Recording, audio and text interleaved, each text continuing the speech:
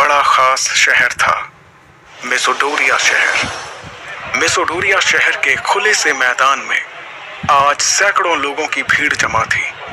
ये सभी शक्ति स्तंभ के जरिए अपनी अपनी शक्तियों के सितारों को परखना चाहते थे। इस स्तंभ पर 9 सितारे थे, जिन्हें पाकर ही आप शक्तियों के अगले रैंक पर जा सकते थे।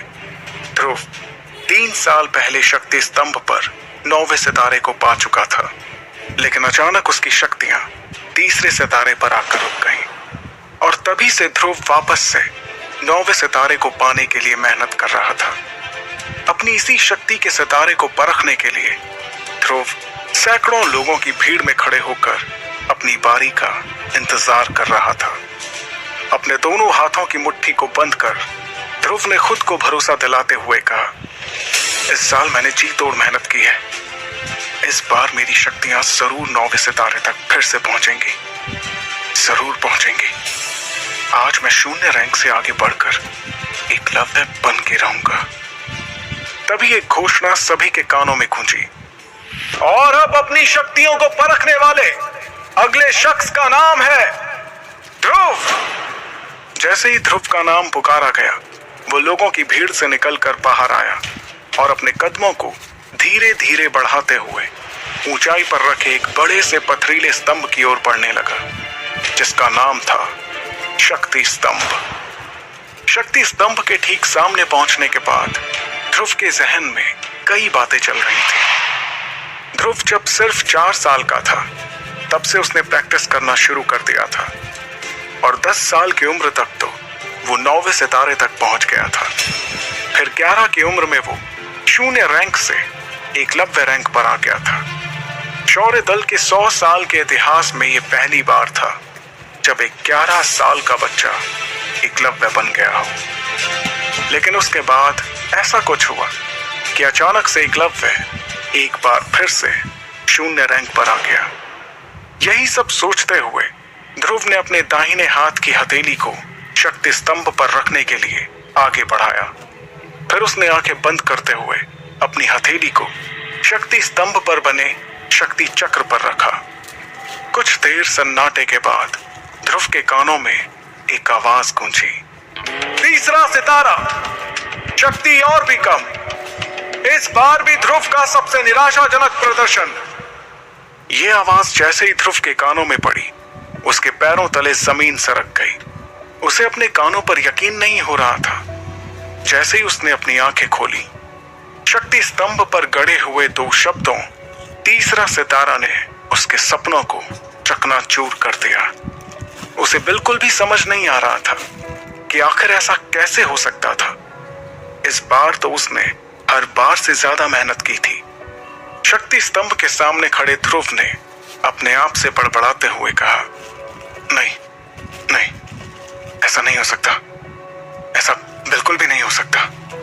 खुद से नाराज ध्रुव ने दोबारा 2 से 3 बार अपनी हथेली को शक्ति स्तंभ पर रखकर देखा, लेकिन हर बार उसे अपनी आंखों के सामने वही सितारा दिखाई दे रहा था जिसने पिछले 3 सालों से उसकी रातों की नींद छीन रखी थी। उधर मैदान में खड़े सैकड़ों लोगों की भीड़ में से किसी ने चिल्लाते हुए कहा, ए 0 रैंक, चल अब नीचे आ जा।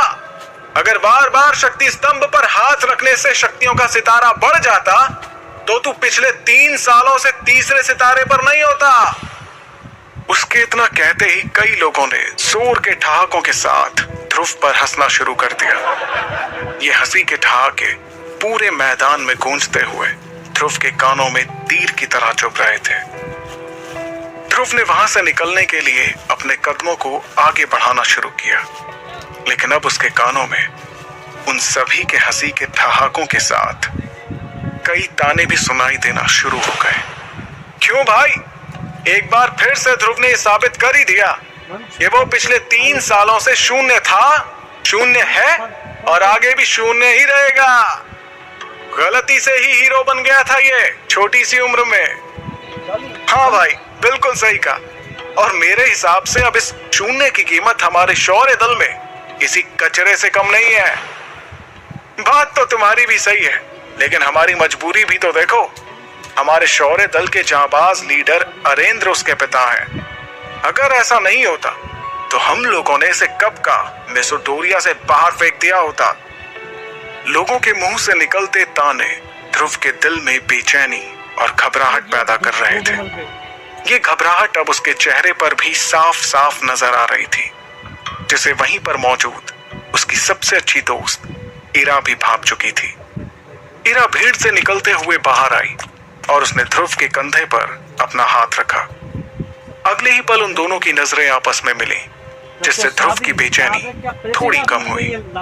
कुछ ही देर में वो दोनों साथ साथ कदम बढ़ाते हुए मैदान से बाहर निकल के जाने लगे। ध्रुव अपने घर शौर्य महल की तरफ बढ़ रहा था। तभी ईरा ने उदास दिख रहे ध्रुव का हौसला बढ़ाते हुए कहा, ध्रुव, तुम्हें उन लोगों की बातों से परेशान नहीं होना चाहिए। मुझे तुम पर पूरा भरोसा है। एक ना एक दिन तुम एकलव्य जरूर बनोगे।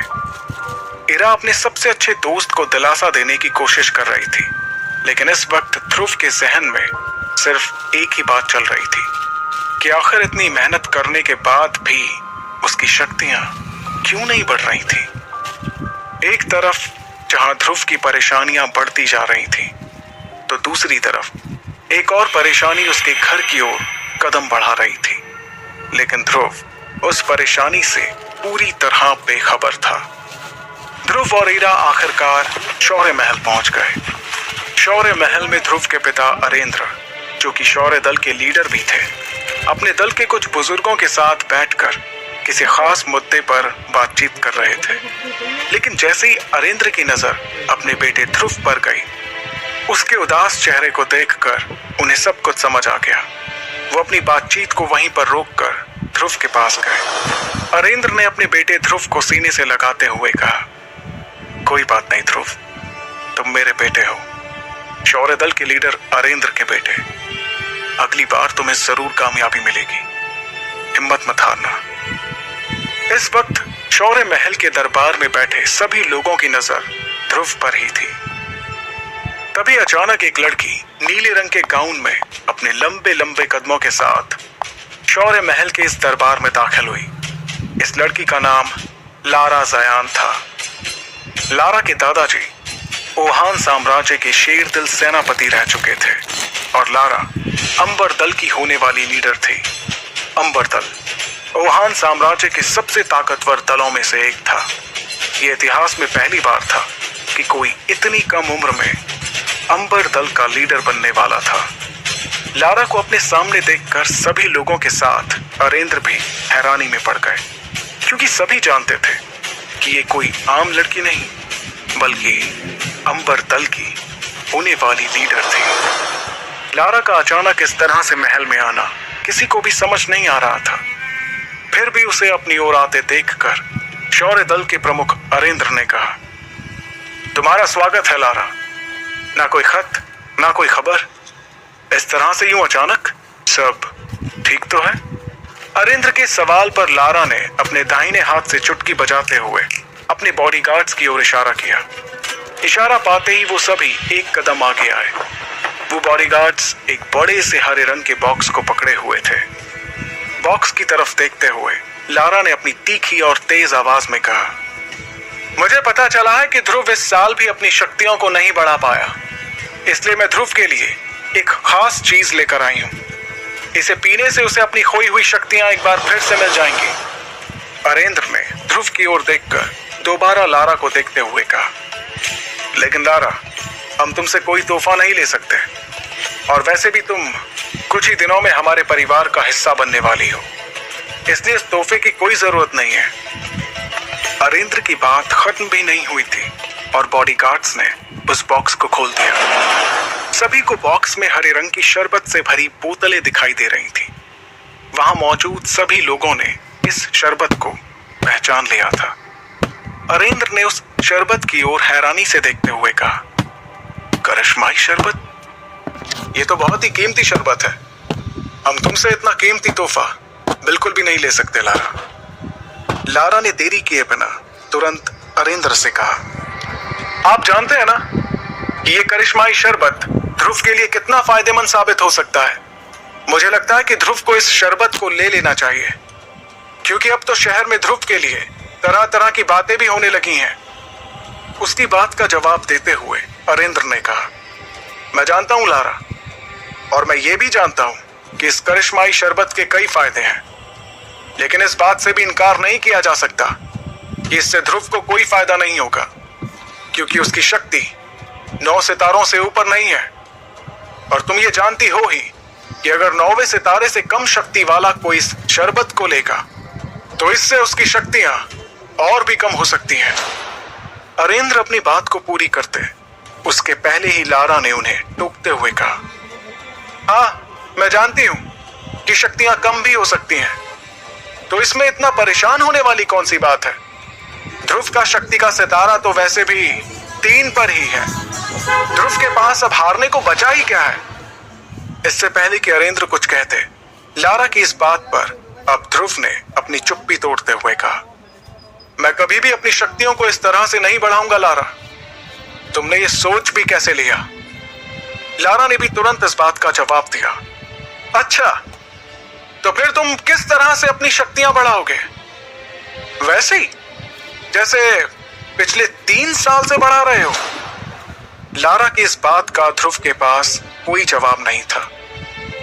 लारा ने अरेंद्र के पास जाकर उन्हें इत्मीनान से कहा, ठीक है, अगर आप इस करिश्माई शरबत को तोहफे के तौर पर नहीं लेना चाहते तो क्या आप मुझे इसके बदले में कुछ दे सकते हैं?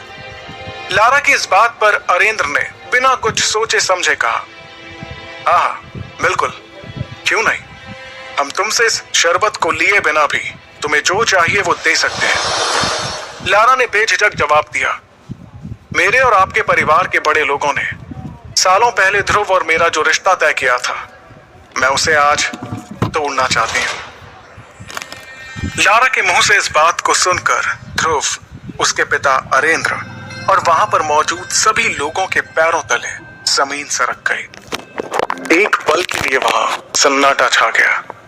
किसी को भी इस बात पर यकीन नहीं हो रहा था कि लारा ने अपने और ध्रुव के रिश्ते को तोड़ने की बात कही थी।